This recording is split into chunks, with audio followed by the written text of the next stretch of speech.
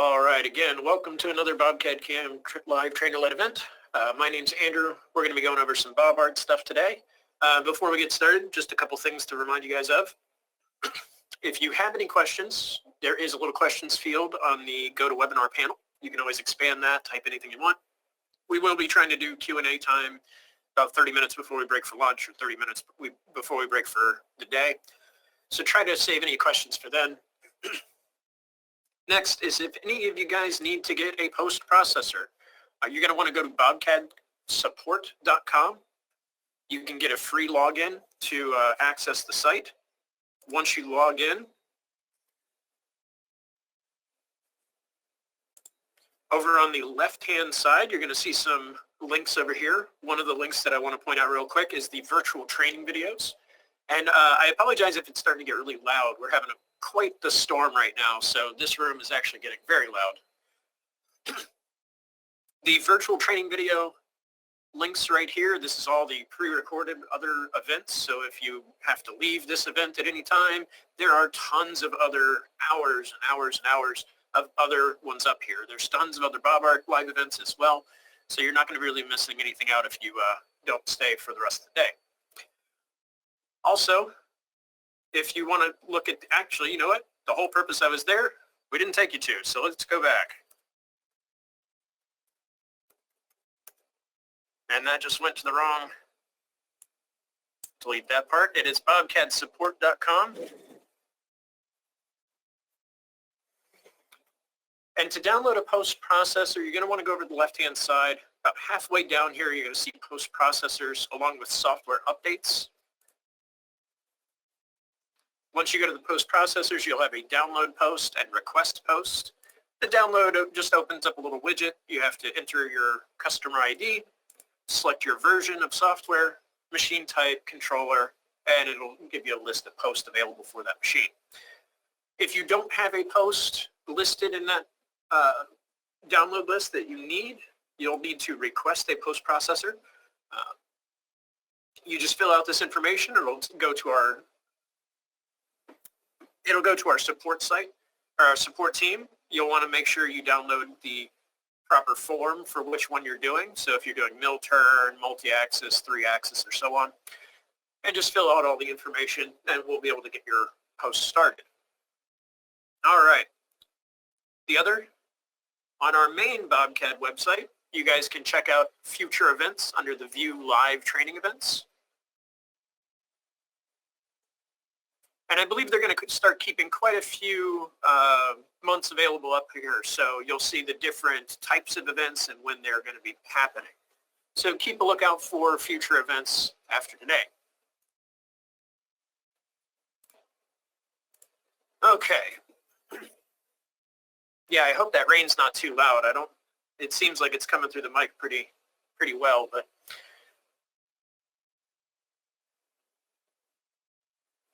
all right, so your BobART module.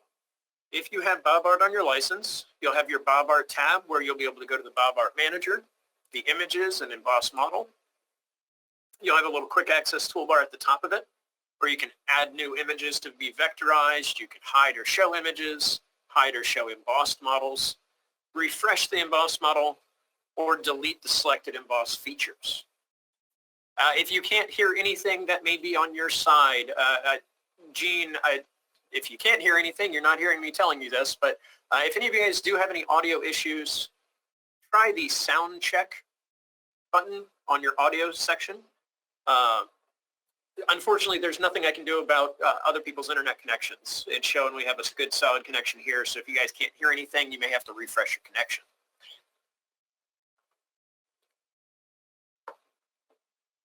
All right, so the BobART Manager, you can load images to be vectorized, but you can also load vector files. Now, unfortunately, I don't have any vector files offhand that I can really utilize, but a vector file would be like a PDF that you can open up that actually has geometry. Not every single PDF is going to be a vector file, so if somebody sends you a print that's a PDF, you can try opening it as a vector. However, you may not get anything. Next, we have our images. So we have our load and blank, unblank. So I'm just going to go to load image. We're going to start taking a look at how the vectorization kind of works. Now I have a folder with some logos that I've downloaded previous for other events and things like that, different trainings that I've had. Let me go ahead and expand the file types that we can open. We do support probably more image types than any of you guys have ever seen or heard of. Most of these I've never even heard of. Some of them are even pretty proprietary, kind of like Kodak, Canon, and KCD or KDC, sorry. So if you can't find an image type on here, let us know. We can see about trying to add it in the future, but more than likely you're not going to run into that issue. Now, for most of you guys, JPEGs, PNGs, those are going to be your most common. But I'm going to scroll all the way down to the bottom here, and we're going to go to all files. So all files just allows me to see anything that we do support. Now again, just to be clear, this is the only way you can load an image. You cannot go to File and open an image. You can only open an image through the BobART Manager. So let's see what we have here. We'll start with this Batman logo. This one is a pretty simple one, and it's actually got quite a good resolution to it. So if I hit open, it's just going to open that image in the upper right-hand quadrant on your CAD screen. Now there's really nothing here. This is just an image. So if I hit the I key, that hides that image. It's the same as coming over here and clicking the hide or show. And you'll notice there's a little eye with a line through on the image in the BobART Manager. That's how you know that it's hidden, but there's something there. So we're going to go ahead and right-click on the image, and you'll notice that we have a change origin. We can move the location that this image is at. I usually don't change an origin of an image. I usually keep it where it's at, and then I move it after the fact, and there's some reasons behind that. Scaling and things like that can hinder you. You'll have your Vectorize, which we're going to do it here in a second. You have your delete, blank and unblank, and then you also have edit image using paint. That just launches your image into paint. You can modify it and reload it. More than likely, if you're going to modify an image, I definitely recommend something more like GIMP, or there's a website called Phototopia that's actually pretty decent. That's pretty much free out of Photoshop. Sorry, I'm tripping over my own words. So we're going to go ahead and go to Vectorize. So you're going to have two different strategies when you go to Vectorize. You're going to have the two-level black and white strategy, which is going to have a threshold value.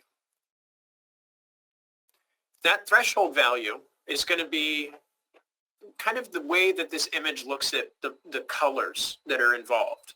So whether it's leaning more towards some colors being defined as more white or some colors being defined as more left. And again, Kenneth, you would use the change origin. You just have to know the exact size of the image to move it to the lower right quadrant. Now, to your question there, how would you move an image to the lower quadrant? I would not move the image. I would vectorize it and then move the geometry. You're going to have a much easier time doing that. So back to this. The threshold value here is, if I drag this, you're going to see minor changes because this is actually a really good image. There's not a lot of color to it, but as I go further, it's going to turn and look at the yellow as more black because it's putting more of the colors on the black end of the spectrum.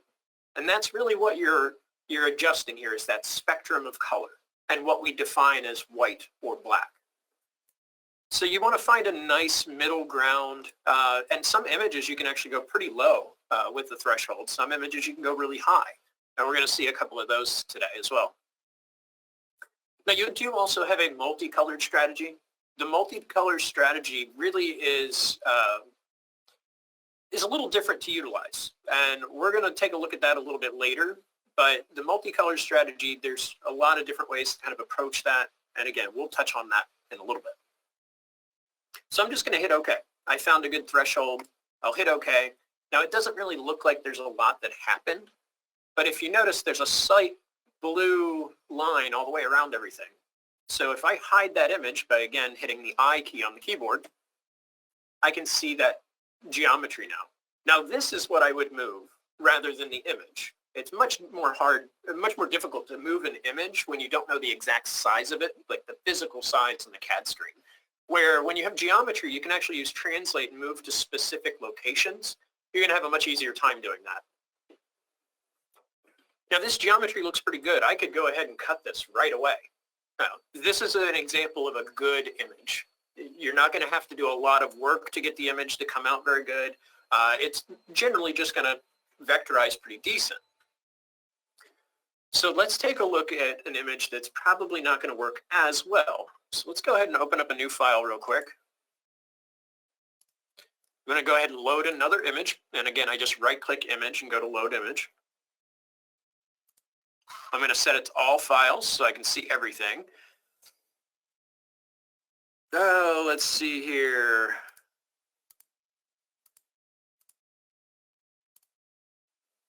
You know what? Let's do the San Francisco one. This has a couple colors, and it doesn't come in the greatest. So there's some jagged edges. This is kind of a lower resolution image. And if I go into the Vectorize, so again, just right-clicking the image in the BobART Manager, go into Vectorize, I can see there's a little fuzziness all over this image. And that threshold is cranked way up there.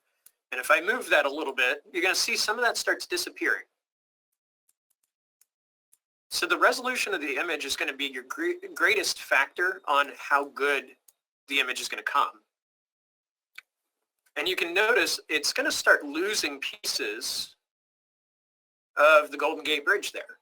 And this is kind of why I like using this image. It shows this very clearly on how it's processing those colors. There's actually a lot of different color in each one of those. They look very bold and very defined. However, they're not really. So if I wanted to do a multicolored strategy, now it's showing me 64 different shades of colors that are within this image. Well, we can control that number. So if I drop this down to, say, 3, it kind of gets rid of a lot of the different shades and defines it better as 3 distinct colors. So if all I wanted to do was get the black portion, I have a lot more control over doing that here. So if I leave the check mark on black and I hit OK, let's hit I to hide that image, I get a nice clean vectorization for the most part. Some of it is a little goofy there. I'd probably have to clean up a little bit. But we might be able to clean up a lot of this through the vectorization window.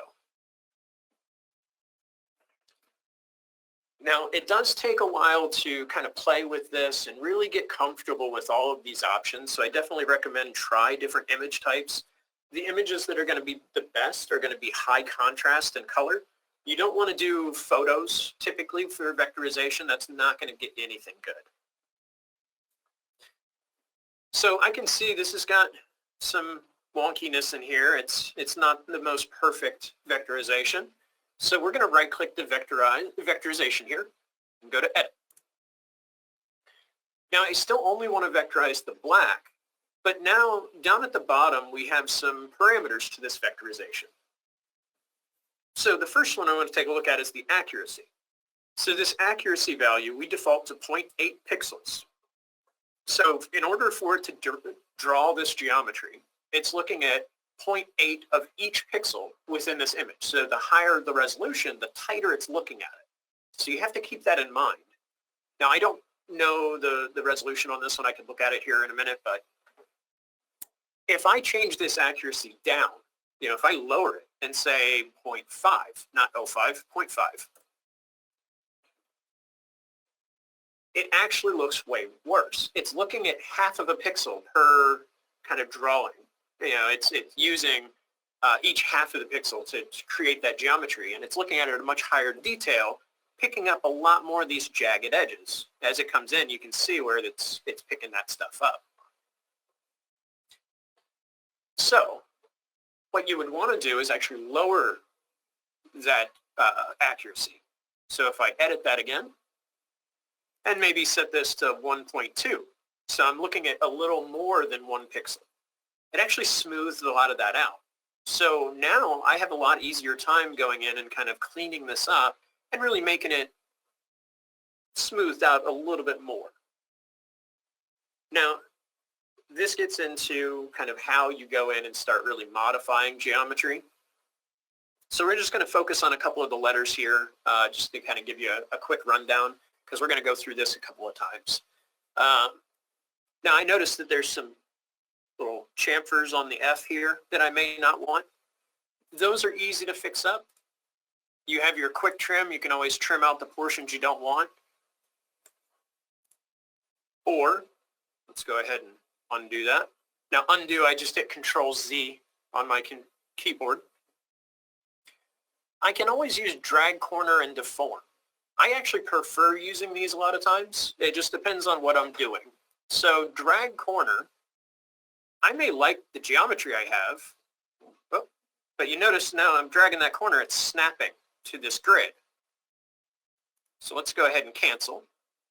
That's due to this little guy right here, this enable snap down in the bottom right-hand corner.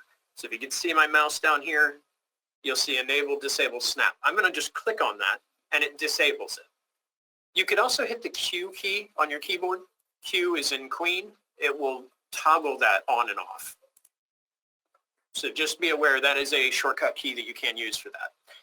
So now if I go back to drag corner, I can physically drag these corners to wherever I kind of like them, but you'll notice that I'm also getting these construction lines now. Sometimes those will help you, sometimes they'll hinder you, and in this case, they're not helping. So let's go ahead and cancel again. That's another little button down at the bottom. That's this Use Construction Geometry, XY tracking. When you disable that, you're going to have a more free range to kind of manipulate this geometry. So I can kind of eyeball it, get it to kind of where I want. Maybe grab the other corner, drag it to where I want. It doesn't have to be perfect after all, it is just art. You make it how you want it. You know, I might want to take this R up a little bit, maybe drag this corner in a hair. Maybe bring this up a little bit. Now, some of these details are going to be too small for your tool to actually make, so I wouldn't go too crazy with some of these issues, because some of these issues will get fixed by your tooling. Whether you're doing laser plasma water jet, or you have a router or a mill, your end mill or your cutter is going to be round. It's going to get rid of a lot of this stuff. However, things like this can be fixed by using the drag corner and deform. So I may just drag this down and then use deform, which is found under utilities directly underneath drag corner. And I can just deform that back kind of with that other line. Same thing with this portion of the R, I can drag that up. Kind of round this out and make it look more organic. So you have some really quick tools that can make quick work of some of these little adjustments. You know, bringing this A in a little bit, squaring that off a little. This is kind of bulged out a little bit. I may want to bring that in a hair. Kind of make it more tangent with the rest of it. But again, I wouldn't go too crazy with some of these details because your tooling is only going to go so far.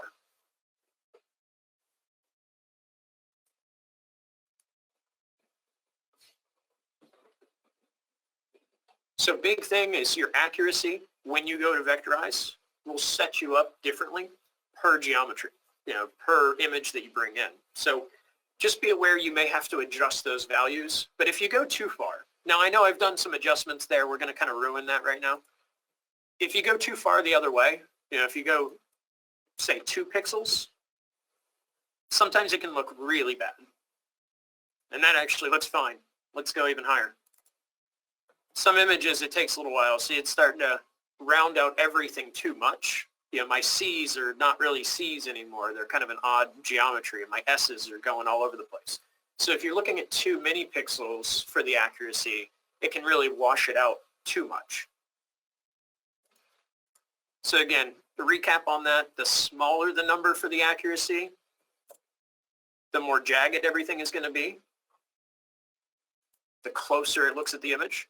And the larger that number is, say 5, the less it's looking at the smaller details. It's looking at a lot more pixels per geometry it's trying to create. So it can smooth it out, but it can also distort it quite a bit. You can see it's really starting to distort from what the actual image was.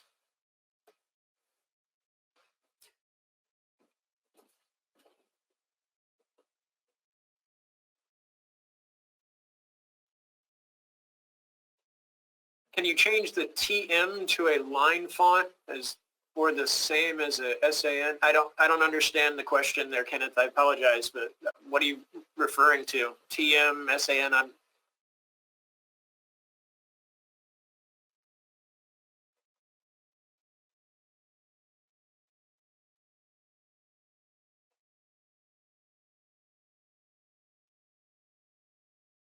I mean, you can't convert geometry to a font if that's what you're asking.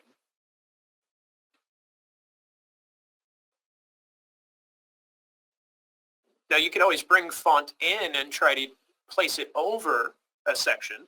You know, you can use that to kind of trace over an image. I mean, you can see if you can find a font similar to it, but I wouldn't necessarily have the exact same font in here.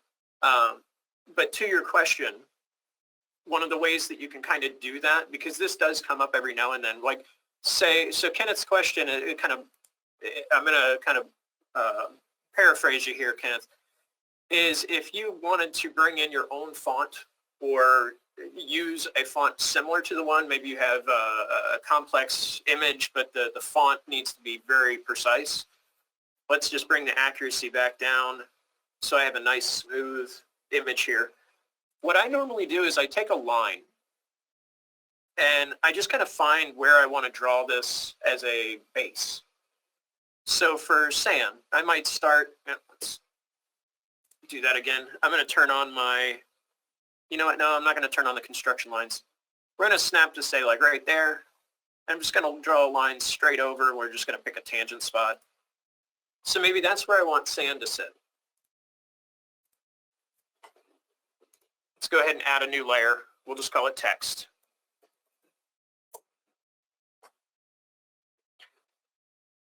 So under the Create 2D menu, if any of you guys don't know this already, you do have your text menu under here.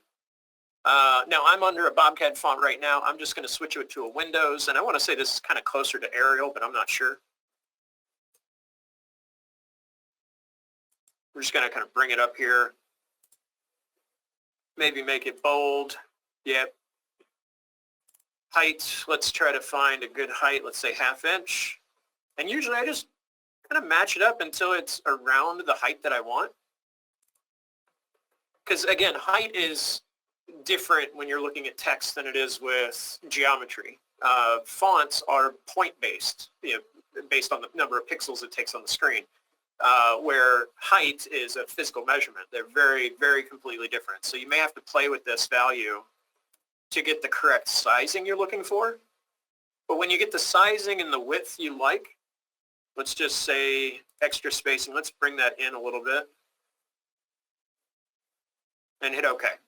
So now I have actual font that I can utilize. Let's just go ahead and delete all this.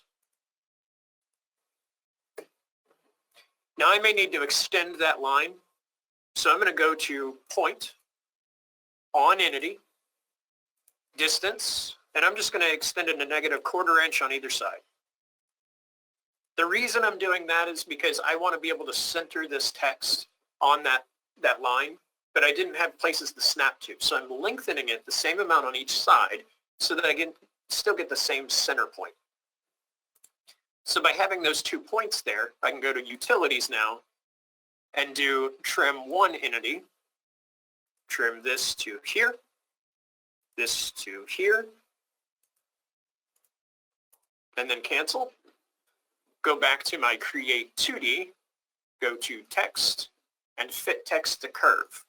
Fit Text to Curve comes up quite a bit. We're actually going to use it later on today. I think we're going to be making kind of a sign the second half of the day. To use this, you just select your text entity first. It's going to highlight the Fit Curve box. You want to click on that curve once, and then hold Shift and click the end of it, and it's going to place it along that line. Now I want to put that in the middle and hit OK. So now I'm able to go in and delete that line. I don't even need it. And now I have actual text there that I could vectorize and modify, but it's cleaner than the vectorization I was getting from some images. You can see there's quite a bit of difference between the lettering on both of those. So be aware you can just take the general shape of an image You can trace it. You can do whatever you need to get that shape. And then you can bring in your own text. A lot of times I'll go in and actually use the image to draw lines where I want text to be placed and just bring it in that way. Which actually kind of brings me to the next one. What if you have an image that is so bad you can't vectorize it at all?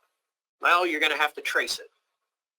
So years ago I found an image, and I unfortunately don't know the original author. I wish I could give him credit. I found it on Google. If you Google search VW logos, you'll find it, I'm sure. But this is one that I found years ago, and it actually turned into a good teaching example, so I've kind of held on to it. But this is a hand-drawn picture. So when you have a hand-drawn picture, you're going to have even more varying shades of everything. This is all blue, but it's so many different varying shades of blue. It's going to be really difficult to define this through vectorization. Not only that, I don't think the resolution on this one was super high. So let's go ahead and see what vectorization does. So the first thing I can see, this is cranked up all the way almost to the top. And it's a little fuzzy. So let's bring it down a little bit. Now that gets rid of some of the fuzziness. That might be a good spot. Let's kind of drop it a little more. Yeah, see, now I'm starting to get voids on the inside of some of this. So I'm going to go back up a little bit. That's how delicate some of these are with the different varying shades of colors. So I'll hit OK. Now it's picking up quite a bit. It's jagged everywhere. It's a pretty ugly image as far as vectorization goes. It's not going to give me something great. I can try all day long to play with this accuracy to smooth it out. I can go to 1.5 and try to...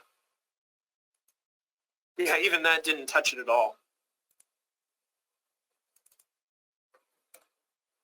You know, going 2 pixels, it's starting to get a little smoother, but I still have a lot of this cleanup work that I really wouldn't want to do. That's a lot of work to have to get that. Now, some of it's probably usable, like some of the stuff in the middle, but I'd rather just draw it myself at this point. So what we're going to do is go ahead and just delete this vectorization. Delete the image, delete the vectorization. Let's bring that back in here. I could have just left the image and deleted it, but I wanted to get rid of the vectorize thing in the tree. So tracing an image. Typically, there's a few more things with images, but tracing with an image, typically there's a couple of different methods. We're going to touch on a couple of them. So again, when you're tracing something, I typically turn off the construction lines and the snap increment. That's going to be one of those really hindering tools. They're really great for other things, but they're really not great for trying to trace something. So be aware, you're going to probably want to turn those off if you need to trace an image. Now, most of this can be done with simple lines. So I'm going to go to line and continuous. So line continuous, I can just start a point and just kind of trace over what I want to keep. It makes pretty quick work of it. And we have tons of videos of this out there. Now, if I right click and hit OK, I can start the next line. Maybe I want to just come in here, kind of do the same thing on the other side.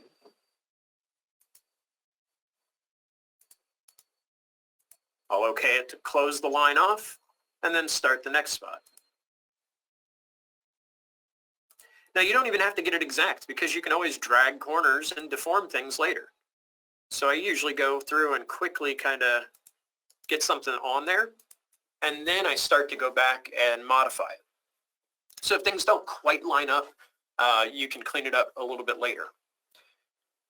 Even things like this portion right here, I do that with a line continuous. So I might start a line, just come straight across and go back up. Now, sometimes this is better to include the construction lines so you can snap back to a geometry.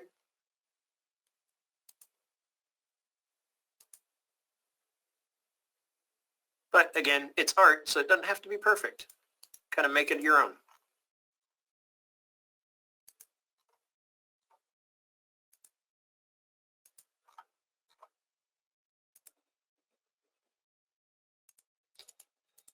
So I can just go around and keep okaying each chain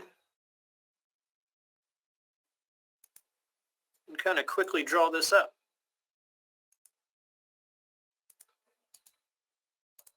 So I'm going to cancel that now. So if I turn off the image by hitting the I key, I can see what I got so far. Now that's not too bad. Some people usually ask, well, could I draw half of it and mirror it? Most of the time when it's a hand drawn, that's not really going to be possible. Things are not going to line up that way. You're more than welcome to try, but if you want it to line up to the way the original image was, you're probably never going to get that. But you can draw half of something and then just mirror it if you wanted to. Now I squared these off, and they're not perfect, but that's okay. So if I turn the image back on, I'm going to go to Utilities. I'm going to go to Deform. So Deform, I could just grab each one of these, kind of drag it until it looks good. I obviously can't see much of it because the image is there, so it's sometimes a little hard to see.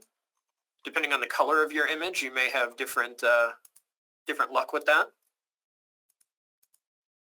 But Deform is just going to turn that line into an arc at whatever size I want. You can't define the radius, but you can define by dragging. So now if I turn that image off, I can see I have a nice radius all the way around. Now I could go through the trouble of deforming and lining it all up perfectly to the image, but again, it's just an art piece, so you may not need to go through all that. So using line continuous is a big one for especially real quick tracing, and then deform to deform things into a round portion. You know, I could go up to the top of the skull here. And if you go into line continuous is the second option. You can also find it from the drop-down menu. So like say here, I could just make a triangle. And I could deform the bottom piece later. You know, these here, I just make two or three straight lines, and then one line that I'm going to deform.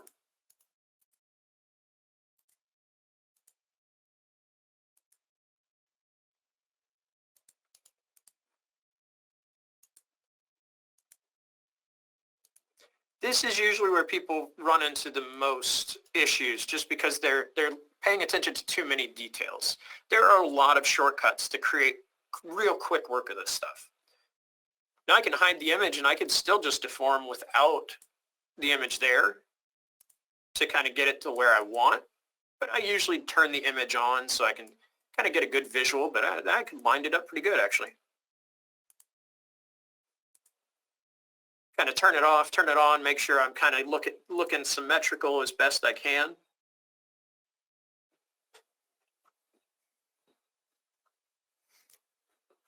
Now there's another method for drawing some lines. And it's my preferred method of going through a lot of stuff with BobART. And it's under the Create 2D menu, sorry. And it's this continuous sketch. It's found all the way at the right of this menu bar. So continuous sketch is a little different, but it's very similar to line continuous. Continuous sketch, you're able to make radiuses. So for instance, if I come down, let's just start here. If I come down here, I want to start the line, I want to pick a midpoint, and then I pick the end of that point. Now I can make a straight line, but it is harder, but you're still able to snap to, and then close it by right-clicking and hitting OK. So I can do the same thing here. Start, mid, end, start, mid, and then end point. And by hiding that image, I can see how those turned out. Even with doing the radius all the way around the skull, it's actually made very quickly by using this method, because you can find kind of endpoints to work off of and then kind of tweak it from there. Now I usually do half of it and then do the other half, but this time I'm doing the whole thing. So it just made one arc that kind of matched it really well. Where using a radius can be done, but you have to kind of figure out either the two endpoints you're going to be at to line it all up. I just find continuous sketch to be a lot easier.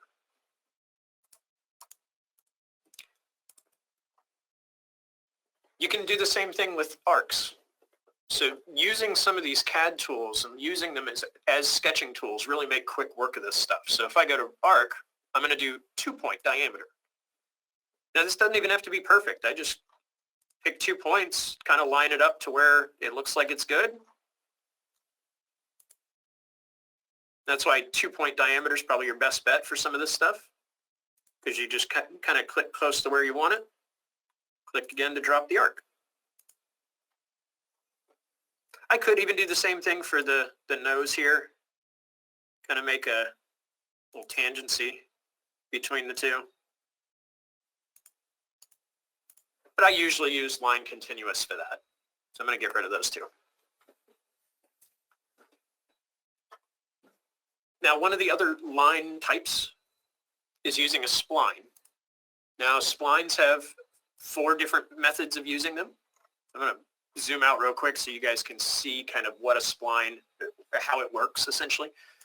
So a spline approximated, and we're just going to pick a couple points here, is going to look more like that. It's going to follow those points pretty well. Same thing with interpolated. I'm going to kind of make the same shape here for all 4 of these. So interpolated and approximated are very, very similar. You almost can't tell a difference between the two. Then you have Spline Fit, which is fitting between all of the points that you pick.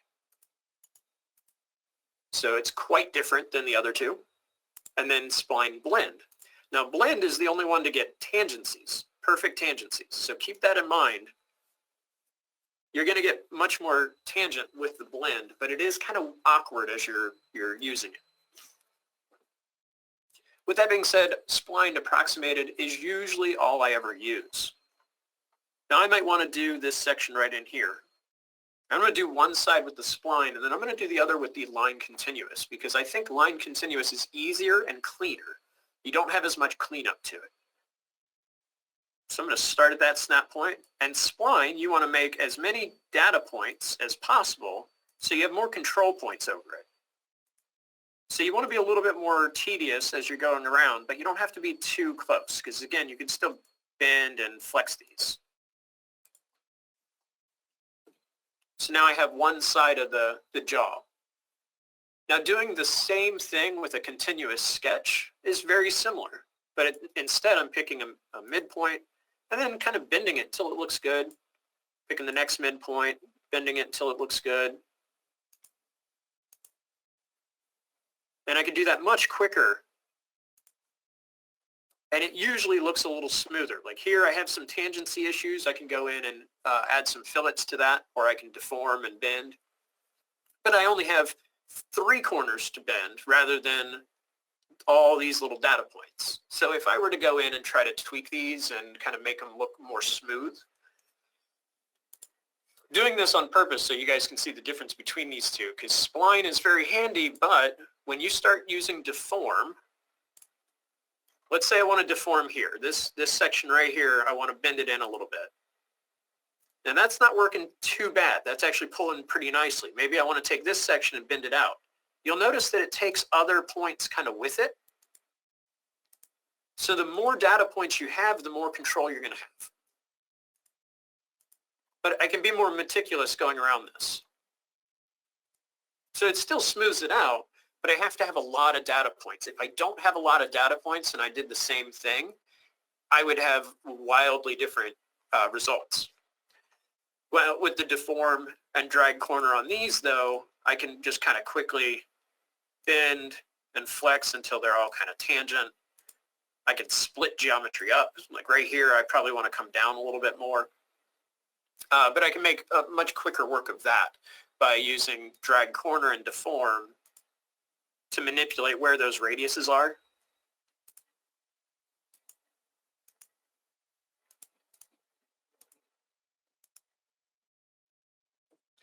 And by dragging that corner, I can make it look a little more rounded. So I find personally that continuous sketch is an easier one to use. But again, you guys can make it your own. Actually making pretty good time so far. Now, one big thing that comes up that I haven't mentioned with vectorization. And let's go ahead and take a look at this first one. All right. So let's say I had a specific size I needed this at from end to end. Whenever you do go into vectorizing, oh, you know what? I totally skipped another section. We're going to go back to that too. I almost forgot about that. You do have an image size. So Kenneth, if you're actually wanting to move the image itself, this is how you know the size of the image. This is actually the size of the physical image I brought in. So if any of you guys need to move the image physically, you can find the full size if you go into Vectorize. Now, if I wanted the X to be 5 inches across, I want to keep aspect ratio on. I'll hit 5 point and then hit OK or hit Enter. When you hit Enter on that window, it will close it and verify it. So that brought it down to 5 inches. And if I show the image, you can see the difference in the size. And again, that's just I on your keyboard. I is an image. But if I go in and evaluate this, let's just do an auto dimension from one point to another.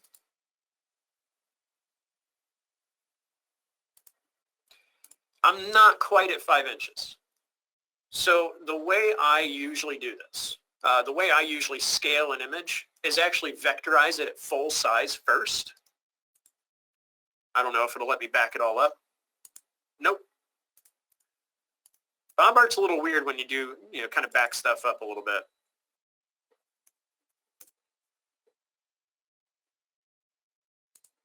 All right. There we go. Doing too much all at once here. It's all right. I wanted to get that image back to the right size anyways.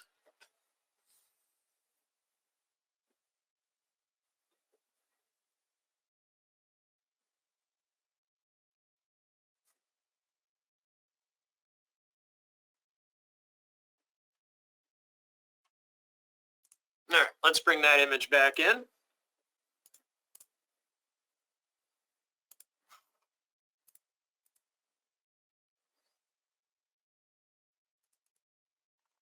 So like I said, I usually go in and vectorize first. I'm not going to worry about the size. It's almost 14 inches across. But the actual geometry itself is smaller than that. So if you need this to be 5 inches from end to end, I go into evaluate. Let's just do measure 2. From one point to another point. You want to make sure you pick points there. So there's the actual X size. Oh, and the point I picked is not the same. So let's see. I don't want the X. I want distance. So total distance, which it's going to stay in this measure entity window. So when I cancel, it's still here. You want to take the number you want divided by the number you have. I usually use translate. So if I go back to utilities, translate, highlight the whole image, and go down to scale. So I have 5 divided by 13.3748. So that gives me the scale factor to get that to 5 inches. If I hit OK and then cancel, if I go back and do another evaluate, measure 2, try to get the same points here. I have a distance of 5 inches. So you're going to have a more accurate dimensioning, not scaling through the vectorization window, because usually you're going to have a border to an image. Some images I've brought in have huge white void areas that are all around it, and that's going to factor into the size that you're scaling it to. So it's always safer to vectorize first and then scale any images you have. All right, so this kind of brings us to the next little part. You get one toolpath with, oh, well, I had one more thing. I just got back from vacation, so bear with me. Load image. Let's just go with, which one's really bad? And we'll just go back to the skull. One of the things that I failed to mention on the skull, and I know this is kind of an extreme case. Let's go ahead and vectorize. We're going to keep a lot of these little fuzzies everywhere. Now, some of these are actually connected, so they're not going to get rid of all of them. But there are ways to get rid of these little remnants of stuff. So not only do you have your accuracy, so let's go up to like say 2 pixels. So that got rid of some of it, but I still have all these little remnants and all this other garbage everywhere. There's a really cool little feature within the vectorization for removing chains less than a specific amount. So if I say I want to remove chains less than 50 pixels, it starts getting rid of a lot of that stuff.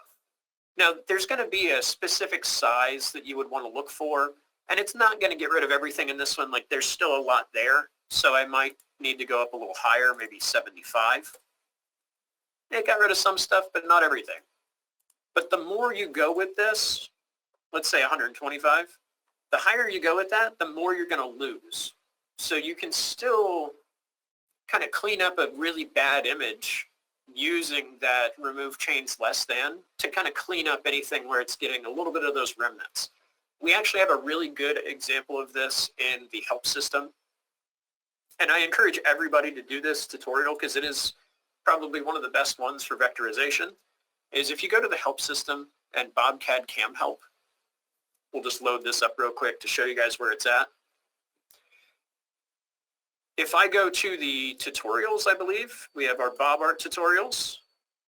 Now, in here, they're just showing the emboss from image and emboss. So let's go to BobART, Vectorize, Examples. There's a how to vectorize using multicolored strategy. I definitely recommend all of you guys check this one out because it goes through all of these little details that I've touched on so far this morning. You know, the remove chains less than, the accuracy, the multicolored strategy, and how to effectively use that. It's quite involved sometimes. And it really shows you what each thing does. You know, and if I go down here, like there's a good example of it needing to remove chains. And by adding remove 75 in that box, it removes enough of that to smooth it all out. So there's a lot of quick ways to kind of tweak a vectorization. And most people don't really play with that stuff. So I definitely encourage all you guys to check this one out. There's a little download link to download the file. There's also one for a PigArt emboss. We'll look at that one a little later this afternoon. That one's really good if you're doing any 3D embossing. All right, so let's go back to, let's just close this guy. Let's go back to the Batman logo here. So there is one toolpath that you get specifically with BobART, and it's actually quite a powerful one. There's a lot you can do with it, and it's one that's really interesting because it's not super intuitive right away. It does take a little playing around with to kind of understand how it works. So hopefully I can help you guys get started with understanding all that right now.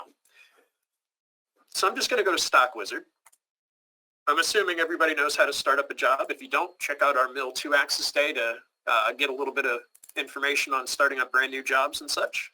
We're going to expand our stock a little bit on every side. Now the stock is, excuse me, the stock is 1 inch thick. And I want to make note of that, but at the same time, it really doesn't matter for the machining side, but we're going to see this in effect go beyond that. The V-carve toolpath is kind of unique because it's trying to create a V wall, a tapered wall. And it's not under your Mill 2-axis, it's actually found further down under the Mill V-carve. And it's only for 2-dimensional geometry. So if you have an emboss, you have a 3D model, you can't use V-carve on it. It's only for 2-dimensional geometry. And I'm just going to pick the inside back. So we're just going to hold Shift and pick that logo. Now the depth right now is going to be irrelevant. We don't need to worry about the depth of cut.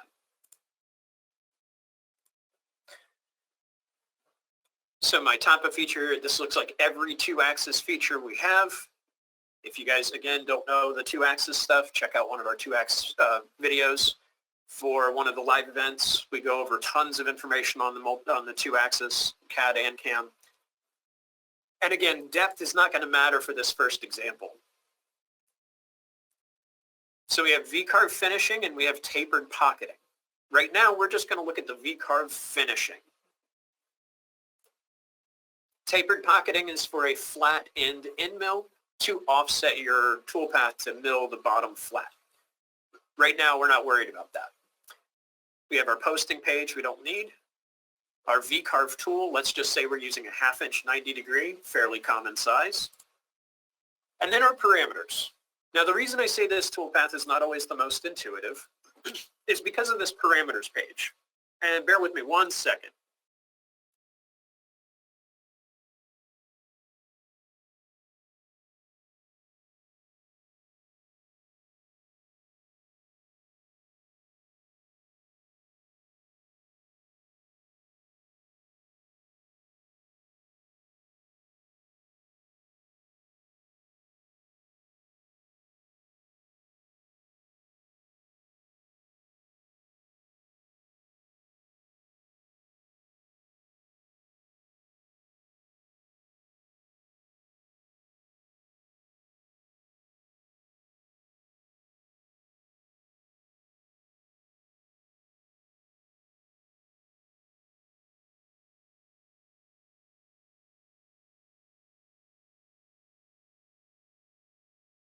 Sorry about that. So as I was saying, this toolpath, this is the page that kind of gets people confused. The pocketing parameters, we're going to tell it none. So when you tell it none, we're going to focus on a couple of details for each one of these little examples so you kind of understand how all these connect. If I set it to none, it's going to try to use that V tool to create a tapered wall all the way down, making a perfect V. So the depth of cut, I'm not too worried about. 1/8 inch is fine. The roughing step over, it's not going to actually really use here too much. And it's definitely not using this V tool cleanup. So let's compute real quick and see what it does. So I'm getting my V-carve toolpath in there. And if I rotate this by pushing the middle mouse button down, it's going beyond. You know what? Let's actually change our stock to a 1/2 inch. This is a lot smaller than I normally do. I usually have it as the 13-inch big piece. So, but you can see with my stock at 1/2 inch, it's going beyond that. So it ignores this total depth value. The reason it's doing that is because it's trying to make complete V all the way down. So let's take a look at simulation so you guys can see that.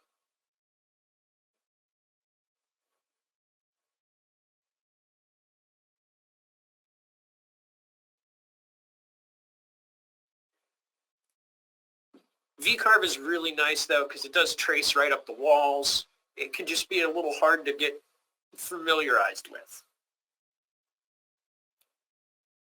So it's using that 50 thou roughing step over to pocket out the area with that tool. It's using the 1/8 inch depth of cut to cut per depth. But it doesn't care what the final depth is because its intent, it's not telling it to pocket. It's telling it to make a V tool, make a V cut. So that's what it's doing. And a lot of people run into this. I don't know how many times I've dealt with support calls where somebody's like, you know, my V-carve toolpath's going way further than I told it to. I only told it an 1/8 inch. It just crashed my machine. Well, it's because certain settings will cause it to do that. Certain settings will have it go beyond what you tell it to. Just the nature of the way this toolpath works. It's not broken. It's actually how it works. It's made to make these V walls. Now, I know some of you guys may or may not have tool changers on your machine, and if you do, V-carve is really nice when you have something deeper like this. Maybe I want to go a 1/4 inch. Maybe that's all I want to do is let's say an 1/8. Let's not go too crazy. Let's say I only want to do an 1/8 inch of this. That's where the tapered pocketing comes in. So if I tell it total depth of an 1/8 inch, if you have a tool changer, you would add your tapered pocketing and you move it to the first path. So let's say we've got a, I don't know, 1/4 inch flat end mill. Depth of cut we'll just say is the 1/8 inch. That's the total depth. End mill cutter width, that's the step over. 25% should be fine. That'll get some of those areas that it might leave. And then the V tool, I'm going to leave it the same thing. Next page, I'm still going to tell it no pocketing parameters. I'm still going to tell it 1/8 inch depth of cut and the roughing step over 50 thou. But now this V tool cleanup factors in, because in the corners where that round end mill can't go, it needs to clean it up with this tool. So I usually do a little tighter than that. 10 thou leaves, I don't know, for me a little too much of a cusp. I usually go down to about 5. But now I can very clearly see it's not going any further than an 1/8 inch. And if we simulate this now, and you can actually see where it's doing a lot more the V-carve cutting in the corners to get that to the size.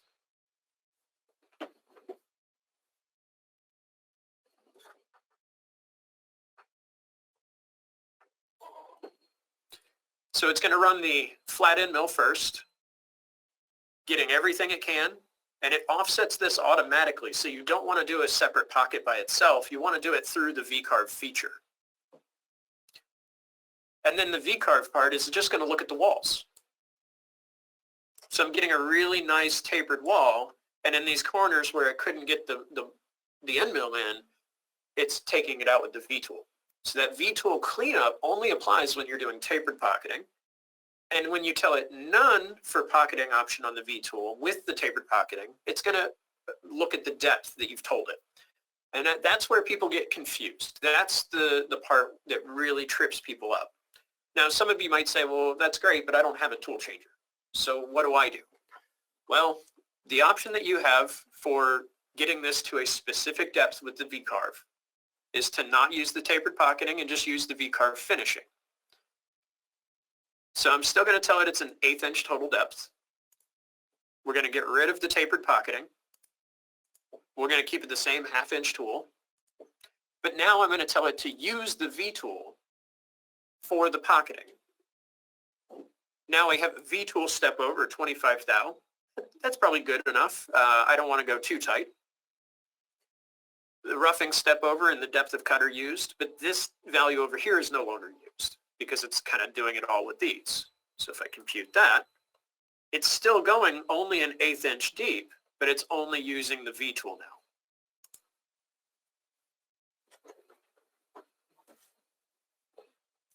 Now, some of you may ask, like, why would you want V-carve finishing with no pocketing? You know, have it go as deep as it can. And there's some really cool things you can do with the V-carve to kind of bring out details in an image. One of my favorite examples is out of our DXF clip art, and while this runs, I'm going to find it for us.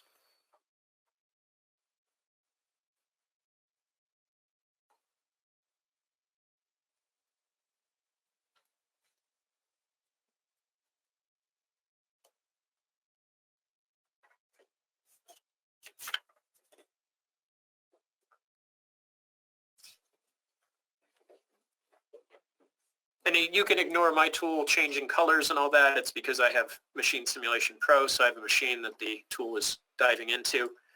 But you can see it's using that V-tool to do all of the pocketing, and more than likely that's not something a lot of you would want to do. Now, I've done a lot of woodworking. That would be fine for a lot of stuff, because usually when I did these things, I was usually doing like resin coat or doing backlighting with LEDs or something in plexiglass, or, you know, resin fill something. And that would actually hold the resin pretty well, so keeping it rough like that. But it all depends on the art project you're doing.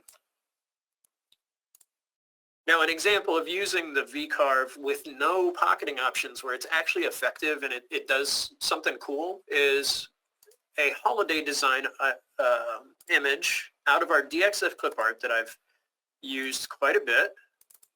This is under section 17, and this can be done for a lot of things. This is just one that I found. It looks really nice, and it's pretty clean. It shows it off really well. So, and this is number 3.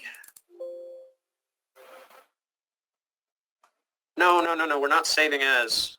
I want to open. I hit the wrong button, so I apologize.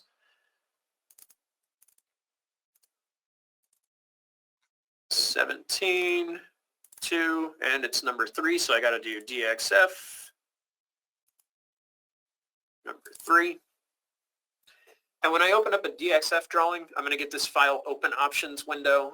There's no option here but paper space. That's for like an AutoCAD DXF, DWG that has multiple prints within a file. I think I've only run into that maybe once in the last 7.5 years. So not very likely that you guys would run into that.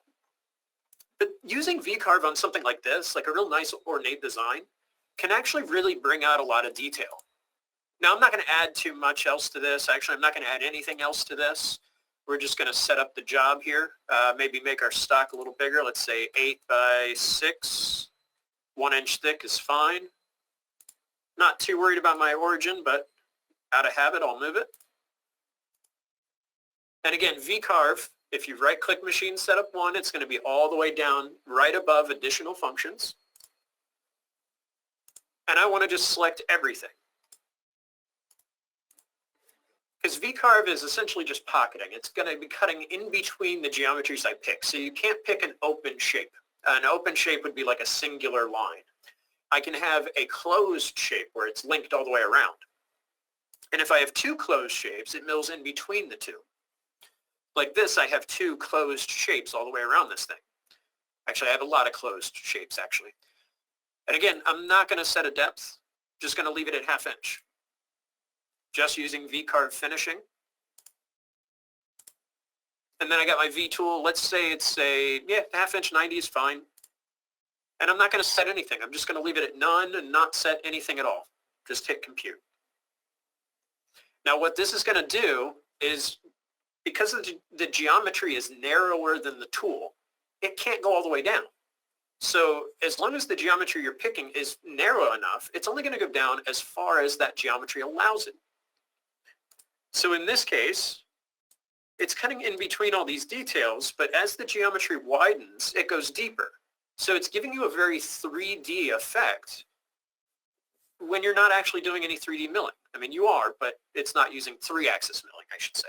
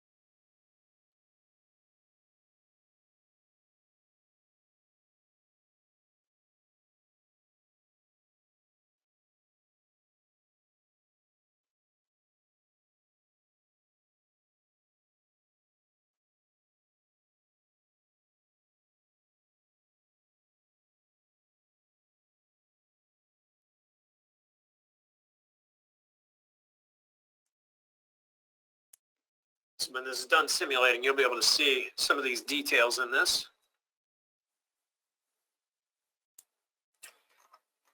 So you can see where it widens out. Let's get rid of that tool here. When it widens out, it goes a little deeper. When it narrows up, it kind of comes up. And it gives you really nice effects, especially on like the candle flame, the candle itself. A lot of the detail throughout the entire drawing. It gives it a nice 3D effect. Very handy for doing signage. Probably one of the most used toolpaths I use for doing like signs, intricate designs and stuff like that.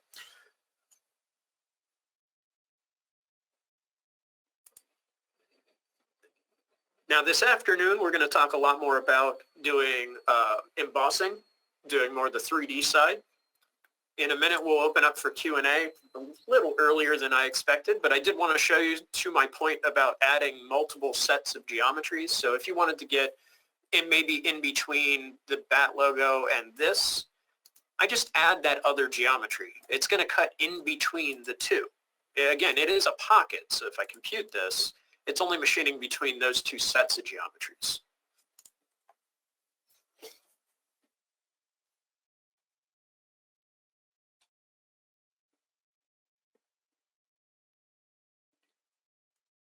I'll just leave the tool hidden. You guys can kind of see what it does.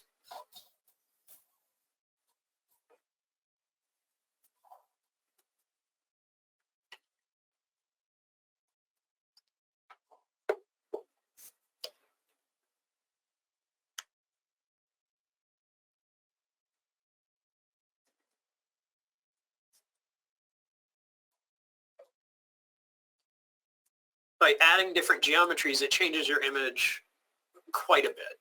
So I can even add outside of that. This goes quite deep. I mean, you can really go quite down a very deep rabbit hole here. Adding more and more and more geometry.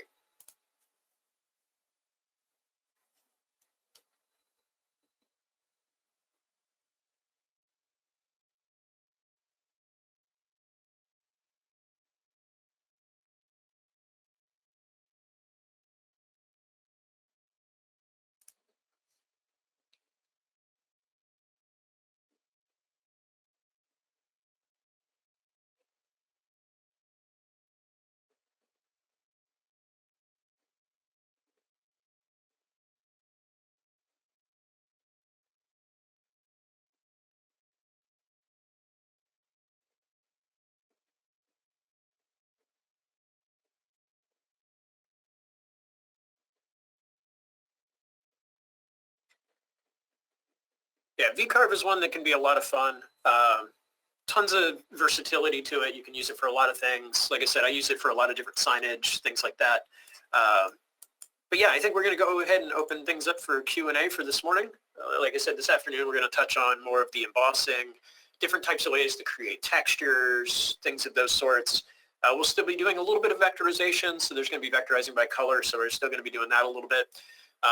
But yeah, we're going to open up everything for Q&A right now. I will be right back, and we'll touch on any questions you guys may have.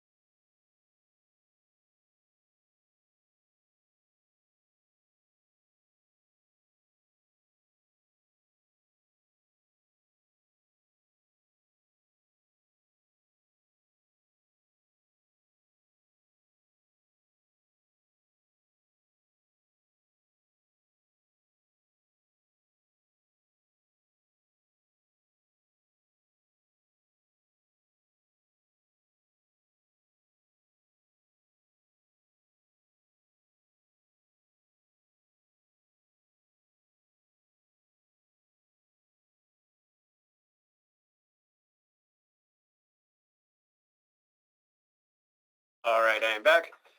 Yeah, so if anybody If any of you guys have any questions, let me know.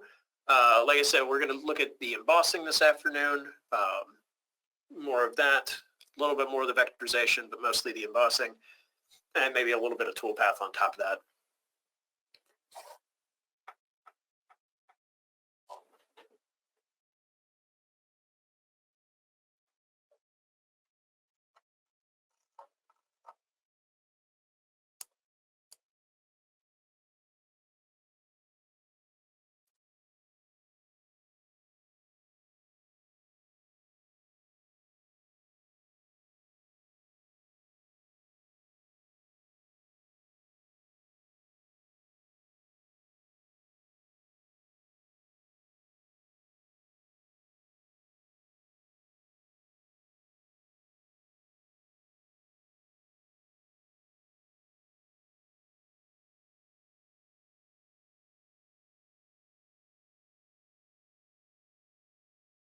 Yeah, there's a lot to kind of look at when you're looking at BobART. I mean, it's a very versatile part of the software that you really do kind of make it your own. I definitely recommend, I can't recommend those tutorials enough that are in the help system.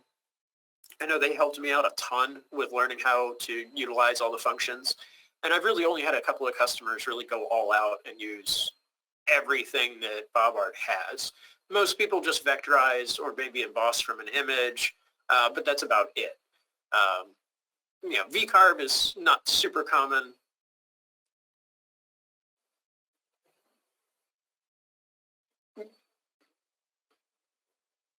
The geometry itself or the image? You know what? I'll show you both. So Kenneth was asking about moving the image, i.e. or the geometry, I guess. So that's two very different things. If I was moving the geometry, that's the simplest one. I would go to Utilities and Translate. I highlight the entire image. I'll turn off my scaling so I don't scale it down. And I can either, if I know exactly where I want it to go, I can either type in the translate distance I want, you know, -10 or whatever it is, or I can grab each axis independently and drag them to a position. So you have translate will allow you to move. You can even pick up the little dot in the middle and drop it somewhere else. But if you actually want to vectorize the image in a different location, say you want the image to be dead center of the screen. First things first, I need to find out the image size. Now I'm going to pull out a little pen here. Hold on, bear with me 1 second.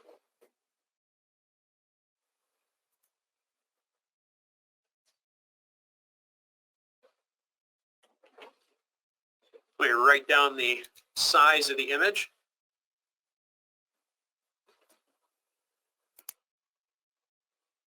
So my X is 13.8067 and my Y is 8 and 160. So that number is going to be important to move the actual image. So let's bring the image back in here. Now I'm going to go up to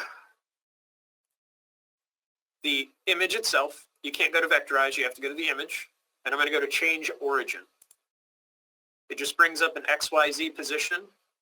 So for X, I'm pretty sure you can do math in all these fields. So let's just check it out. 13.8067 divided by -0.5. Oh, I'm going way backwards. I need to divide it by 2. My goodness.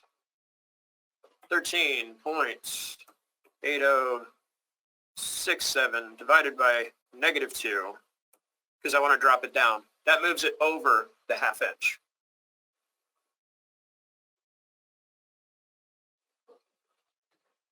I hit enter, so it closed out of that, but let's go back into it. Change origin.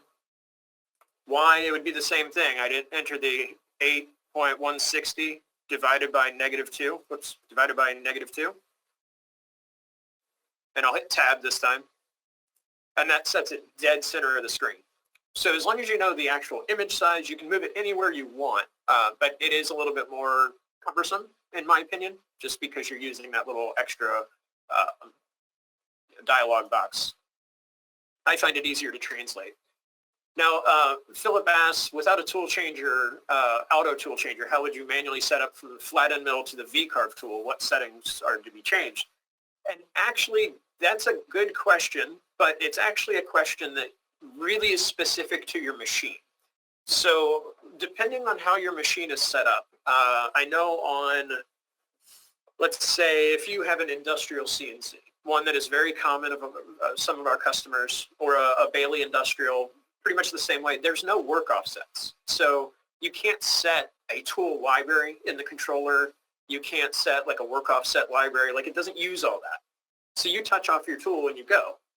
Essentially, you'd have to create two different programs to export the V tool, and then you'd output a program for the flat end tool, or vice versa. And you'd essentially be setting it up again. You just want to make sure you don't move your part on the table. So if you're on a router bed, you want to make sure that it's mounted very good. Like if you're using a vacuum table, keep it on. Don't turn it off, because as soon as you turn it off, it releases and can move. Trust me, I've had it happen many times. If you're using clamps or something, just leave it clamped. Don't move anything, and you want to touch off the same location, the same way. And as long as you're touching off just your Z when you change your tool, it shouldn't change where it's at, because X and Y, like in Mach 3, won't move unless you tell them to. So as long as you don't re-zero X and Y, you'll be good. Now, if you ever move the part and then try to do it, you're never going to line it up. It's just not going to happen. If you have any other type of machine, it's kind of a loaded question, and more likely it would be the same result, where you'd have to output each set of code separately. I've run a couple of machines that you can change the tool manually in the middle of a program, and it just reads the next tool offset, or you touch off the length of that tool and then you just continue. But not every machine is like that. So, Philip, unfortunately, I wish I could answer that better for you, but that's a very loaded one that I'd really have to know specifics about the machine and the controller to answer correctly for you personally.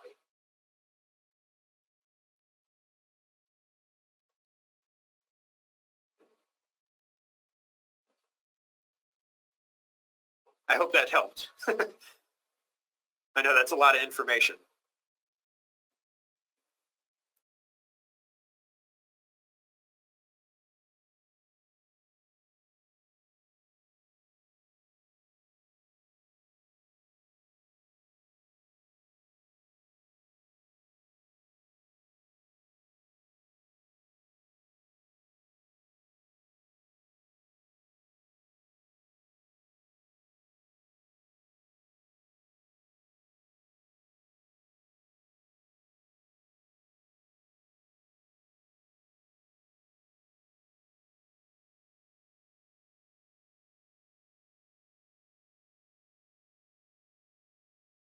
Just to be fully clear on that, let's go ahead and change this back to being both tapered pocketing, just so I can show you exactly how to do that, because it's really not hard. You just have to know exactly what to do.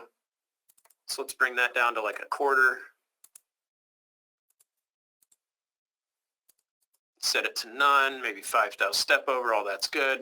All right. So this went back to using the two different tools. Figure I can answer this a little further. Just to make sure we got it right, we'll just run it.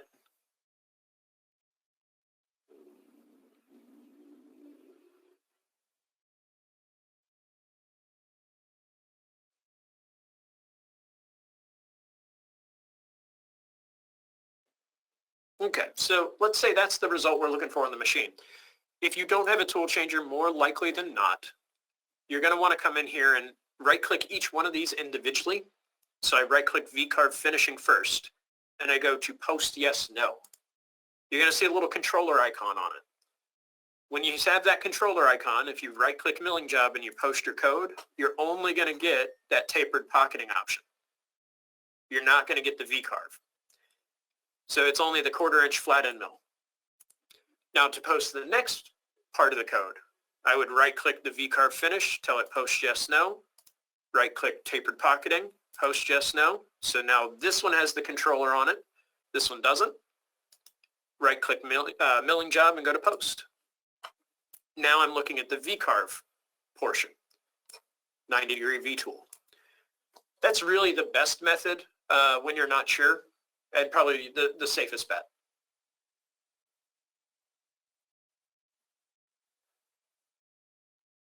Now, out of curiosity, just wondering if anybody's ever looked at our forums. If you have, you may have noticed some new videos. Yeah, individual posting is probably the best way to go. If any of you guys have been to BobCAD forum, forum at forum.bobcad.com yet, you may actually notice that we're having some sneak peek videos. I definitely wanted to point these out so you guys kind of get an idea of what we have coming. 34 is coming up soon, and we've been posting a lot of sneak peek stuff in here. One of the reasons I wanted to point this out is that one of the new features that we're going to have in 34 might actually be perfect for you, Philip, and anybody else that only has one tool at a time, no automatic tool changer, is in 34, you're going to have a post right on each tool. So you can make a very complicated multi-tool program, and you just right-click each individual tool and you post them. You won't have to do post yes, no anymore. You could see simulation completely, and you could post each individual operation by itself as a separate program. That's just one of the new features we have coming.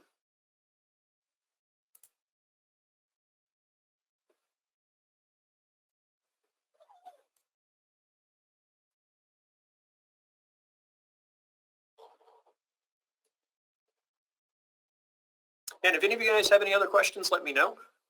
We'll be hanging out here for a little while longer. If we don't have any more questions in the next, I don't know, 10, 15 minutes, we'll probably close it down for lunch. Like I said, this afternoon, we're going to take a look at more of the embossing, more of the 3D side, some texturing, image types. There's some kind of cool image types that really help out with the 3D stuff. So.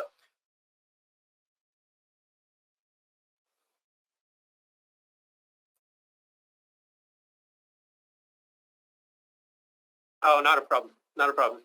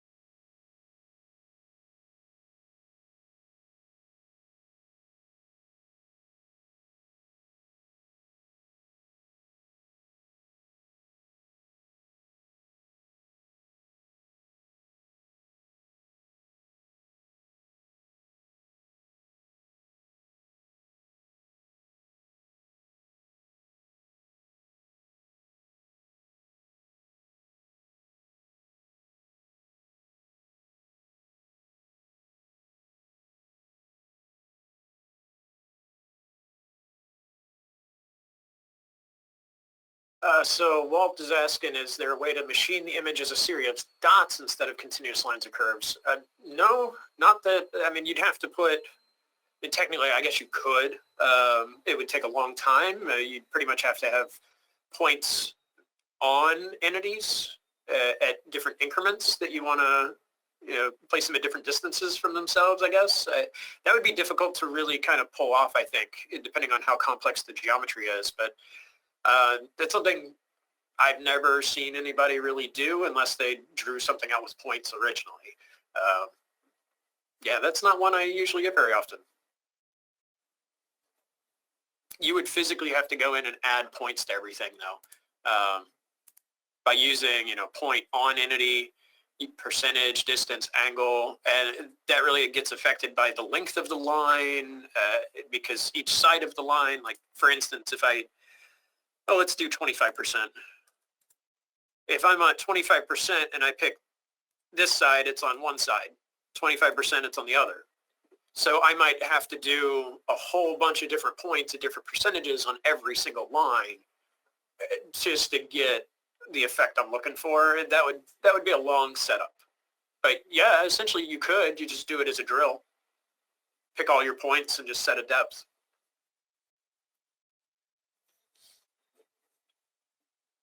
Interesting question, though. I've never had that one.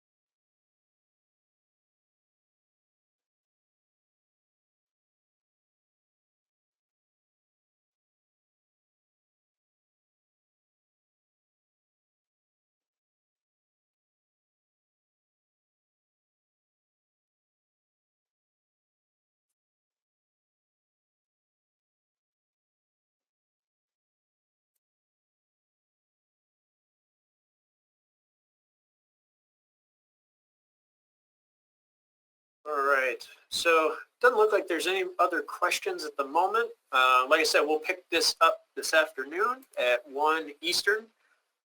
We will continue with going over some of the embossing.